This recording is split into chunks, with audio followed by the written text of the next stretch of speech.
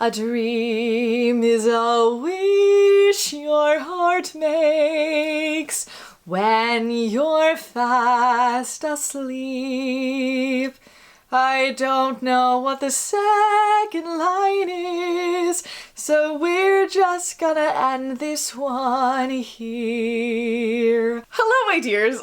I know that I promised to do Belle this time, but I am about to move to college, and I know that I'm definitely not going to pack this dress, which means that I can't do Cinderella while I'm there, and I fully know that I will be bringing my Belle dress because my Belle cosplay is just clothes I normally wear. I don't typically wear this, but I promise for real this time I will be doing Belle next time. It's like highlighted on my spreadsheet. It's gonna happen, I promise. But anyway, if you're new here, hello! My name is Sydney Zerlingo. I am a disabled autistic lesbian who dresses vintage, and I like to figure out how many special interests I can possibly combine into one super niche, extra special interest that is more or less functionally useless, but it brings me joy, and that's why we're here. If any of these things interest you, feel free to subscribe, comment, all of that good stuff. I would love to have you join my little corner of the internet. To recap my Princess Profile series, I break down both the original and the Disney-fied versions of the stories of a Disney princess, and then we look at the traits of that princess through a neurodivergent lens so that I'm doing the princess demeanor. This is a problem. So that we can understand narratives of autistic coded characters that aren't, you know, a cishet boy who likes trains or penguins and they wear this sweatshirt. As I always say, it's important to remember that sitting around and theorizing about somebody's neurotype, whether that is typical or atypical, is not a thing that you should do in the sense that being neurodivergent is an identity, much like being queer, and we shouldn't out somebody before they've had that realization themselves. Also, we don't know what their internal experience is. It may be very different from what we see on the outside, and by guessing based on the outside, we can also reinforce stereotypes. But also, we are approaching this much like queer theory finds queer people that did exist all throughout history. They've just been systematically erased from historical narratives, stories about historical figures, and, you know, the media at large. Also, in general, autism is a complete and total social construct, and varying levels of eccentricity were much more acceptable throughout history, so it's really a slippery slope. What I am trying to say is that neurodivergent people want representation in the media. It doesn't happen, or when it does, it's atypical or the good doctor, and therefore we must theorize and outsource to find a whole spectrum of autistic characters rather than the same single character on rinse and repeat over and over again. Not to mention that these are not real people, so I feel like every single time I film one of these, my disclaimer gets longer and longer and longer because I feel like somebody's gonna get mad at me over what I'm doing. But whatever, it's fine. That's something I'm working on. We'll deal with that another day. So let's talk about Cinderella. Also, yes, I will continue to drag Atypical through the mud at any chance I can possibly get. But anyway, as always, we are going to start with the Disney-fied story of Cinderella. I am really looking forward to talking about a Disney princess from a more recent Disney film, because all the ones that I have covered thus far have been the really bland ones, which is fully my own fault, but we're not going to talk about that. So the plot of the 1950 animated film Cinderella follows Cinderella. Yes, she and her single dad father were simply vibing, but then he decided to marry a not very nice lady with two not so great daughters. And before you say, okay, but her dad was a good egg, how did he let this happen? Let's not victim blame here. A lot of times you don't realize when you're in an abusive situation, and he did the best that he could. So just be kind to him. Also, he kind of promptly dies, but he did the best he could before that. So, evil stepmother, who is for some reason titled Lady Tremaine in the Disney film, even though that name has not existed in any versions of Cinderella, is very jealous of her stepdaughter's beauty, so she turns her into their maid and treats her like a piece of hot garbage. Also, her stepsisters mock her and treat her very poorly. And there's this evil cat named Lucifer, which is really on-the-nose naming if you ask me, but okay. He likes to eat mice and birds, because, you know, he's a cat, but Cinderella decides to protect these mice and birds by befriending them and taking care of them and protecting them from being eaten. Yay. One day, the king announces that he wants grandchildren, and he therefore plans a royal ball inviting every eligible maiden in the kingdom so that the prince can find a wife, which, you know what? Sure, let's not think about the logistics or about how many women would that be. How could you plan for how many women that would be? They're poor planner. How could you prove that they were eligible? Did somebody just tell their husband they were off to help, I don't know, deliver a friend's baby and then just go to this ball to just... I don't know. We'll never know. It's fine. It's totally fine. All good. So anyway, Cinderella wants to go because, you know, royal ball, who wouldn't? And she finds a dress that her late mother once wore, which she plans to fix up to be fancy enough. The evil stepmother thinks this through, and she does not want her to go to the ball because how dare she experience any bit of freedom despite being 19 years old, and deliberately keeps her extra busy with work. Luckily, Cinderella, as previously mentioned, is friends with birds and mice, and they acquire some beads and a sash discarded by the stepsisters, and they fix up the dress themselves. So she gets all dressed and lovely and beautiful and ready to go to the ball like a 1950s queen, but her stepsisters are like, hey, that's my stuff! And then they angrily rip her dress to shreds and then they leave for the ball.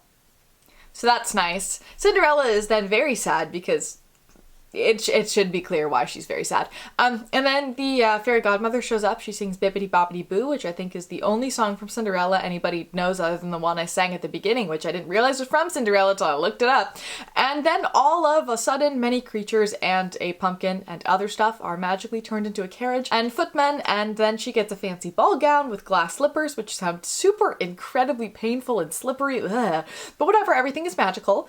And of course, she must return before the stroke of midnight because that's when the magic will end. So she arrives at the ball looking gorgeously lovely and is not recognized by any of her family members, though the stepmother feels like she's maybe seen this girl before. She's not quite sure.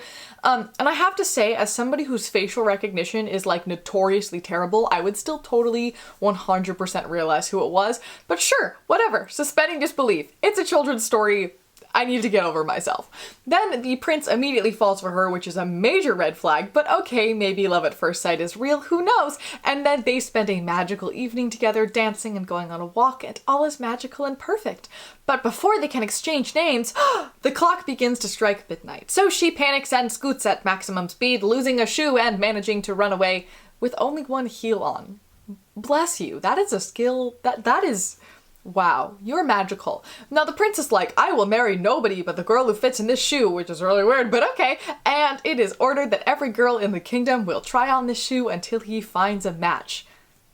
At the same time, evil stepmom overhears Cinderella humming a waltz on the ball and goes, oh. And then she locks her into her attic room, which is very nice. The stepsisters try on the slipper, they don't fit in it, and in the meantime there's some mouse hijinks where they steal the key and then they break Cinderella out.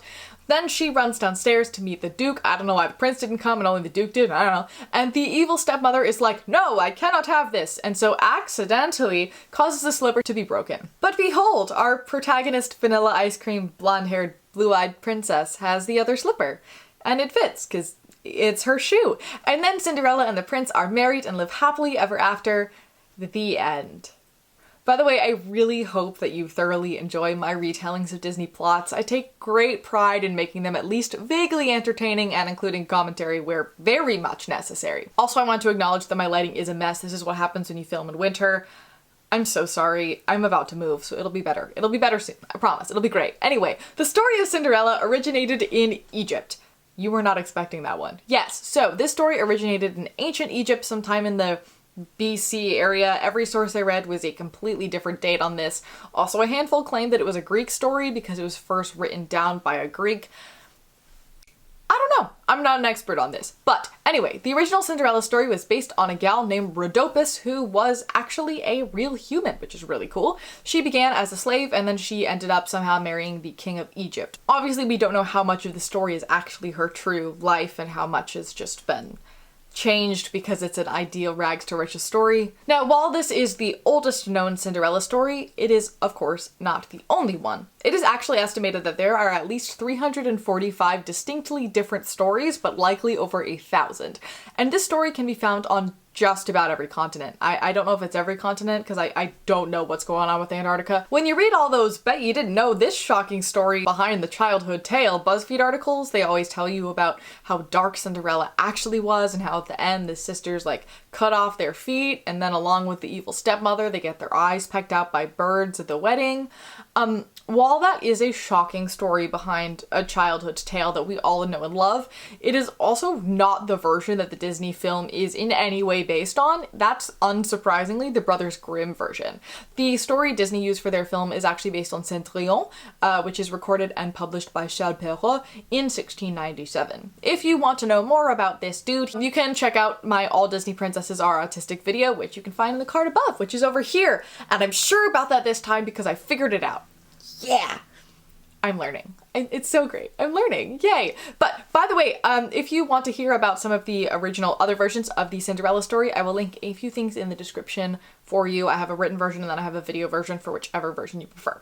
So anyway, the first difference from the Disney version is the title. I mean, obviously it's in French, which is a different language from English, but also it's longer. Perrault titled his story Cendrillon ou la petite pantoufle de verre, aka Cinderella or the Little Glass Slipper is the full title. Now the beginning of the plot is essentially the same. We see this angel of a child who gets abused by her new stepfamily. When her chores are done for the day, she curls up by the fire to try to stay warm, and because of that, she's often covered in ashes, which gives her the nickname Cendrillon, or Cinderella. Now what's interesting here about this story is that her father is actually still alive and well. Cinderella is just such a kind girl that she decides to suffer her abuse patiently and in silence and not tell her father what is going on.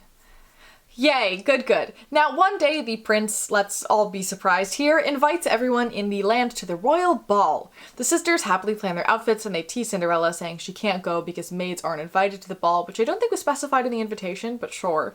And when they all leave for the event, she cries because she's sad about all of the things and stuff, but then her fairy godmother magically appears and transforms her rags into a beautiful jeweled gown and glass slippers, still sounds painful, and turns the pumpkin into a carriage and all of that good stuff. Then she tells her to enjoy the ball, but be sure that she is back by midnight because that is when the magic ends. Now at the ball, everybody is just entranced by this lovely maiden, including the prince. Then she goes home, thanks her fairy godmother, and innocently greets her stepsisters who talk of nothing but the lovely lady that they saw. You were not expecting that ending, but it's not over. Now the next evening there is another ball for some reason. And again, the fairy godmother helps her out and off she goes to the ball. This prince is even more infatuated with her this time and she becomes entranced by him, and then, oh dear, it's midnight. So she runs off, leaves the shoe by accident, and heads home. Then our prince goes through all of the women in the kingdom to make them try on the slipper. I feel like more than one person are the same shoe size, but sure. And the stepsisters try really hard to win him over, which obviously doesn't go well.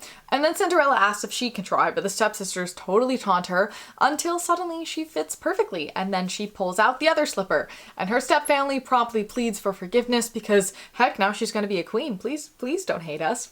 We want to be rich also. And because Cinderella is just such a nice, goodly person, she says, yes, I will forgive you. All is well now. I will totally forget years of abuse. This is fine. Because she'd always hoped that they would love her. Also, where did the dad go? I don't know. But yeah, anyway, so she marries Princie Poo, marries off her stepsisters to two wealthy court noblemen, and they all live happily ever after. The end. You know, 2 years ago me would have been like, Cinderella, what are you doing? And then just like totally prefer the Brothers Grimm version with all the revenge stuff. But as somebody who has now dealt with several people who could be placed in the stepsister category of human, I think being obscenely nice is honestly much more petty and the right thing to do. Just also don't keep them in your life because you don't deserve that. Maybe that's why she married them off. I don't know.